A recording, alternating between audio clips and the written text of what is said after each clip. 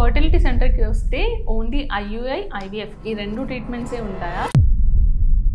So కామన్‌గా couples వచ్చినప్పుడు మన ఫర్టిలిటీ సెంటర్‌ని విజిట్ అయినప్పుడు వాళ్ళ ఓవరాల్ ఫర్టిలిటీ హెల్త్ అనేది మనం అసెస్ చేస్తామన్నమాట. ఉమెన్‌కి వచ్చేసి బేసిక్‌గా స్కాన్ చేసి వాళ్ళ గర్భసంచి అనేది ఎట్లా ఉంది, అండాశయాల్లో ఎగ్ నెంబర్స్ కరెక్ట్‌గా ఉన్నాయా లేదా అనేది చూసుకుంటాం. అండ్ ఏదైనా ప్రాబ్లమ్స్ ఉన్నాయా, ట్యూబ్స్‌లో వాటర్ ఉండడం కానీ అలాంటి ప్రాబ్లమ్స్ ఏమైనా ఉన్నాయా అనేది కంప్లీట్‌గా స్కాన్‌లో అనేది మనం అసెస్ చేస్తామన్నమాట. అండ్ మేల్స్‌కి వచ్చేసి ఒక బేసిక్ స్పర్మ్ టెస్ట్.